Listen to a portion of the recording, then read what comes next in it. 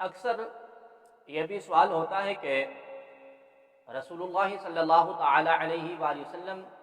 کی ظاہری حیات میں ربیع الاول کا مہینہ کم و بیش 63 مرتبہ آیا۔ کیا آپ کریم صلی اللہ تعالی علیہ وآلہ وسلم نے کبھی اپنی ولادت کا دن منایا؟ تو اس کا جواب یہ ہے کہ سب سے پہلے میلاد کا لغوی معنی آپ ملاحظہ فرمائیں کہ میلاد کا لغوی معنی کیا ہے۔ کہتے ہیں کہ وَمِيلَادُ الرَّجُلُ اسم الوقت الذي ولد فيه، اور انسان کا میلاد اس وقت کا نام ہے جس میں اس کی پیدائش ہوتی ہے، بحوالہ لسان العرب جلد نمبر 3 صفحہ نمبر 468۔ لغت کی معرفت کتب المعجم وسیط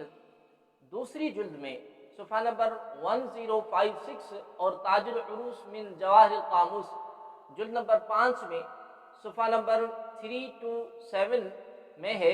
کہ المیلاد وقت الولادت، یعنی میلاد سے مراد وقت ولادت ہے۔ سرور کونین صاحب الاولاق صلی اللہ علیہ وآلہ وسلم اپنے میلاد کے دن روزہ رکھ کر اللہ تبارک و تعالیٰ کی بارگاہ میں اظہار تشکر اور امتنان فرماتے۔ سرکار کریم صلی اللہ علیہ وآلہ وسلم کا یہ عمل حدیث شریف سے ثابت ہے۔ حدیث شریف پہ عن ابی قتادہ رضی اللہ تعالی عنہ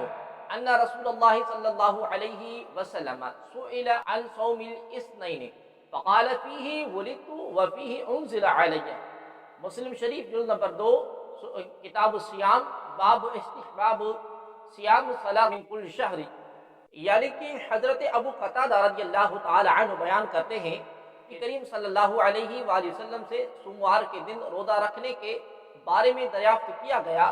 تو آپ کریم صلی اللہ تعالی علیہ وآلہ وسلم نے فرمایا اسی دن میں پیدا ہوا تھا اور اسی دن مجھ پر پہلی وحی نازل ہوئی تھی۔ اے میرے آقا کریم صلی اللہ علیہ وآلہ وسلم کے غلاموں، خوش ہو جاؤ اور خوب جشن ولادت منایا کرو، کیونکہ اپنی ولادت کا جشن تو خود آقا کریم صلی اللہ تعالی علیہ وآلہ وسلم نے منایا ہے۔ اس کرۂ ارض پر بسنے والے کسی بھی عالم دین بشرطے کہ وہ صحیح عالم ہو، اس سے نبی کریم صلی اللہ تعالی علیہ وآلہ وسلم کے متعلق دریافت کریں، اس کا جواب یہی ہوگا کہ نبی پاک صلی اللہ تعالی علیہ وآلہ وسلم نے اپنی آمد کی خوشی منائی اور غلام اپنے آقا کریم صلی اللہ علیہ وآلہ وسلم کا جشن نہ منائے، یہ کیسی محبت ہے۔ یہی وجہ ہے کہ مسلمان ہر سال زمانے کی روایات کے مطابق جشن ولادت مناتے ہیں۔ کوئی روزہ رکھ کر مناتا ہے، کوئی قرآن مجید کی تلاوت کر کے مناتا ہے، کوئی نعت پڑھ کر مناتا ہے، کوئی مسلمانوں کو کھانا کھلا کر مناتا ہے، کوئی جلوس نکال کر مناتا ہے اور کوئی چراغاں کر کے مناتا ہے۔ الغرض ہر مسلمان اپنے اپنے طریقے سے جشن ولادت مناتے ہیں۔ 9ویں صدی کے مجدد ہیں امام جلال الدین سیوطی رحمۃ اللہ تعالی علیہ، اپنی کتاب میں لکھتے ہیں کہ اللہ تبارک و تعالیٰ کے رسول صلی اللہ تعالی علیہ وآلہ وسلم نے جانور ذبح کر کے اپنا میلاد منایا، لہذا ہمارے لیے مستحب ہے کہ ہم بھی حضور کریم صلی اللہ علیہ وآلہ وسلم کی یوم ولادت پر خوشی کا اظہار کریں، کھانا کھلائیں اور عبادت بجا لائیں۔ ما ورد فی عقیقۃ النبی صلی اللہ علیہ وسلم عن نفسہ بعد البعث عن انس رضی اللہ تعالی عنہ ان النبی صلی اللہ علیہ وسلم اقطع عن نفسہ بعد النبوہ، یعنی کہ میلاد النبی صلی اللہ علیہ وآلہ وسلم منانے کے حوالے سے ایک اور دلیل مجھ پر ظاہر ہوئی، جسے امام بہقی رحمۃ اللہ تعالی علیہ نے حضرت انس رضی اللہ تعالی عنہ سے نقل کیا ہے کہ حضور صلی اللہ علیہ وآلہ وسلم نے اعلان نبوت کے بعد خود اپنا عقیقہ کیا، مع انہ قد ورد عن جدہ عبد المطلب اقطع عنہ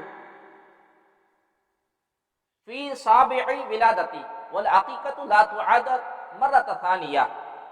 فیحمل ذلك على ان الذي فعله النبي صلى الله عليه وسلم إظهارا للشكر على إيجاد الله تعالى إياه رحمة للعالمين وتشريفا لأمته، كما كان يصلي على نفسه لذلك، فيستحب لنا أيضا أظهر الشكر بمولده باجتماع الإخوان وإطعام بالطعام ونحو ذلك من وجوه القربات وإظهار المسرات. یعنی کہ باوجود اس کے کہ آپ کریم صلی اللہ علیہ وآلہ وسلم کے دادا عبد المطلب آپ کی ولادت کے 7ویں روز آپ کا عقیقہ کر چکے تھے اور عقیقہ دوبارہ نہیں کیا جاتا، بس یہ واقعہ اس پر محمول کیا جائے گا کہ آپ کریم صلی اللہ علیہ وآلہ وسلم نے